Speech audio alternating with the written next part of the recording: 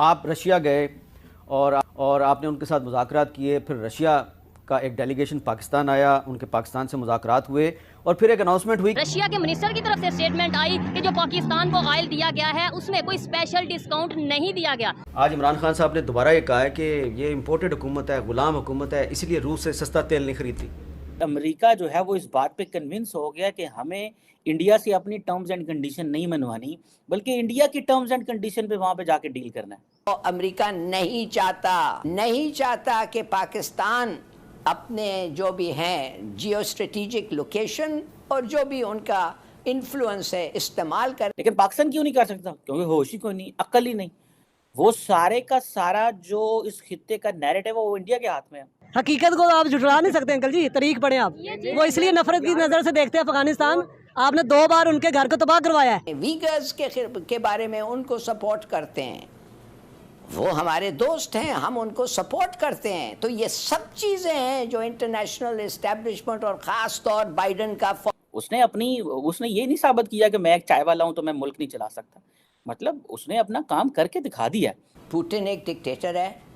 Putin का जो फैसला करता है वो फैसला होल्ड्स और फ्री मैन वो चूज कर सकता है, और अगर हम ठीक तरीके से अप्रोच करें बिल्कुल कह सकता है। आपको पता सबसे पहले जो अफगानिस्तान के ऊपर जो जब वार शुरू हुई थी, अच्छा। जब मुशर्रफ ने अड्डे दिए थे, सबसे पहले उन्होंने इंडिया को अप्रोच किया था कि हमें अड्डे दो। उन्होंने कहा हमने नहीं देने। ठीक है। लेकिन यहाँ पे बिक गया सब पूरा निजाम ही। उन्होंने ऑफिशियल बयान दे दिया कि हमने कोई सस्ता नहीं दिया, ये सब प्रोपेगेंडा है, इलेक्शन आ रहे हैं, सब कुछ पता है लोगों को, सारी चीज़ों को पता है। आप किसी को बेवकूफ़ नहीं बना सकते। ठीक हो गया। तो ये साथ है, अगर ये मैं एक बात ये है कि ये साथ ही हमारे ईरान है, कोई दूर नहीं है। वहाँ से तेल सस्ता पड़ेगा, बड़े आराम से वहाँ से ले सकते हैं, लेकिन वहाँ से नहीं लेना हमने, हमारा आका नाराज हो जाएगा। रशियन ऑयल की बात करते हैं, क्या पाकिस्तान में उस लेवल की रिफाइनरीज हैं, उस लेवल की टेक्नोलॉजी मशीनरी है कि वो रशियन ऑयल को रिफाइन कर सकें? उसे कुछ भी नहीं है। तो फिर ये सब ड्रामा है। हमने लिया ऑलमोस्ट 64-65 रुपीज डॉलर के हिसाब से हमने जो ये लिया है, लेकिन इसके ऊपर हमने रिफाइन करवाना, ये तो फिर हमें उसी कॉस्ट पे पड़ गया। और पहले ही कौमी खजाने में कुछ नहीं रिफाइन कार से कराना है। ये एक ट्रॉफी ड्रामा खेला गया जी, ये होगा फलान होगा, आगे तो आपको पता है इलेक्शन आ रही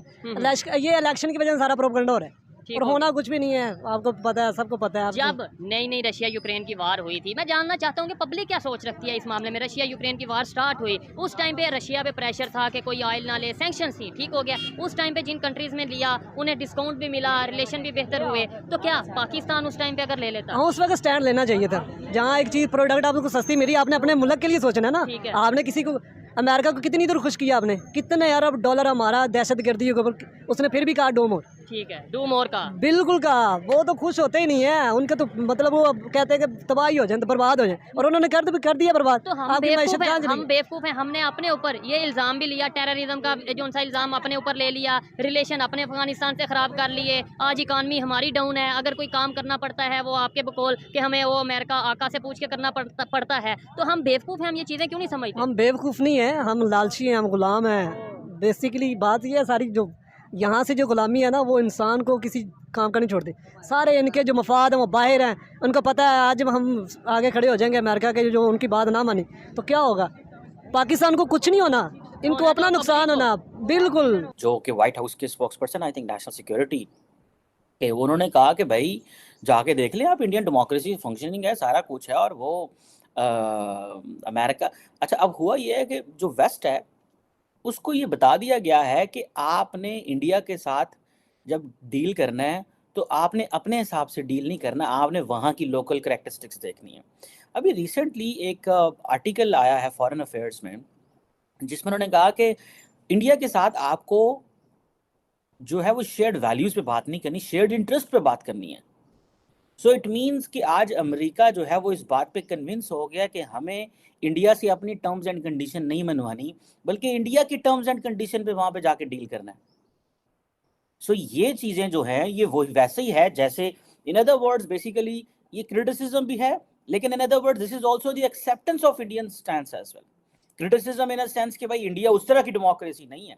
वो कहते हैं जी हम ओल्डेस्ट डेमोक्रेसी है, ये कहते हैं हम लार्जेस्ट डेमोक्रेसी हैं, ठीक है जी।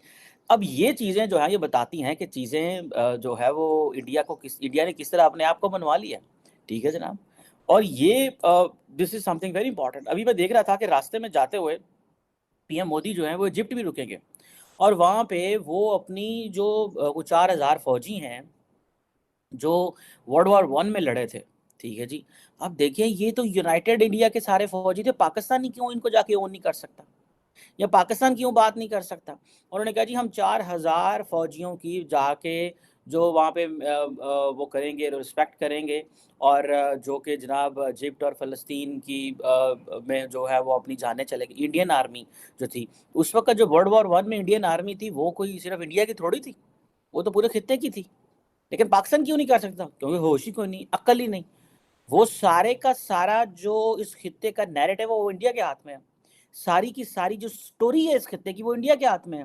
ठीक है। अच्छा, इंडिया की अगर बात करें 1947 में वो भी आज़ाद हुए, मतलब गुलामी से सर जमहूरियत देखनी है ना, हाँ, कि साथ ही इंडिया बैठा हुआ है।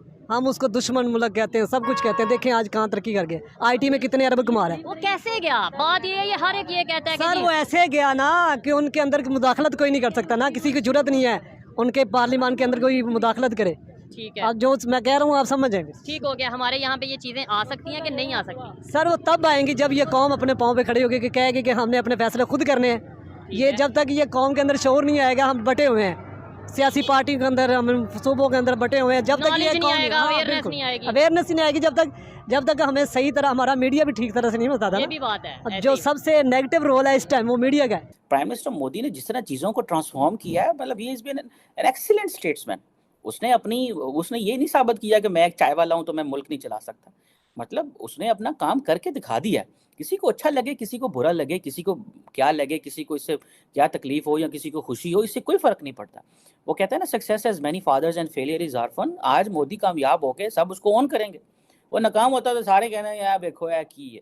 सो हमें हमें हमें ये प्रॉब्लम ये है कि हमें पता ही नहीं है हमने जाना किधर है। आप देखें कि वो जो इवेंट उसको जब इंटरनेशनल मीडिया अटेंड करेगा, कोई पाकिस्तान का ऐसा लीडर है जो हम अपनी सॉफ्ट पावर दुनिया में एक्सपोर्ट कर सकते हैं? क्रिकेट ही क्रिकेट है। हमारा क्रिकेट इतना मशहूर था कि सऊदीज़ ने इंडिया से क्रिकेट ले लिया, और उसकी वजह क्या है? आई स्पोक टू समवन, उन्होंने मुझे बताया कि द प्रॉब्लम इज़ कि आईपीएल इतना बड़ा है कि आप पाकिस्तान, और वो उनके पास इतना बिजनेस है कि आईपीएल अगर यूनाइट करेगा सऊदीज़ के साथ तो सारा बिजनेस और वो साइकिल घूमेगा।